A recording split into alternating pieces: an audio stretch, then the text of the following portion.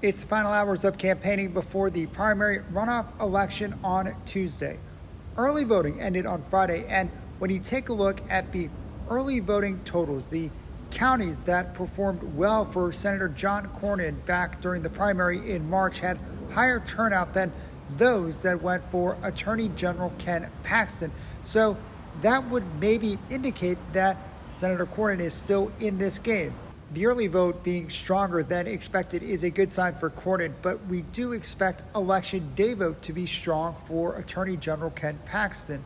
The runoff electorates tend to be smaller and more conservative, which experts say naturally lends itself to be an advantage for Paxton, though Cornyn's team has tried to use its significant financial advantage to encourage their supporters to get out and make sure they vote in this runoff election, and also attack Ken Paxton with a deluge of negative ads.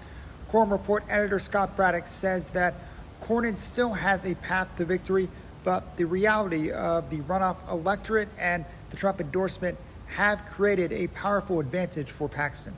It may be a narrow path. I mean, the window is closing on an incumbent senator in Texas being able to pull off a victory in a race like this. They're going to go all the way to the end on this thing, try to run through the tape and see if they can pull off some kind. And I would say it's a stretch now for an incumbent, Senator Cornyn, to be able to pull this off. In Texas, historically, for an incumbent who's in a runoff in either party, the political survival rate is about 6%. So if Cornyn was able to pull it off, it would be a huge upset.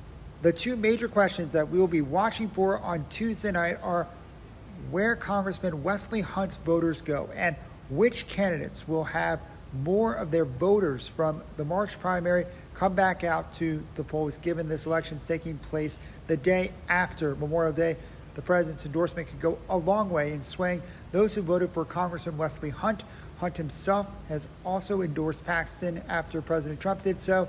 Now, for Cornyn to win, he will need really high turnout in the Austin, Houston, and the Dallas-Fort Worth areas, and for some of Paxton's supporters to stay home and not vote in this runoff.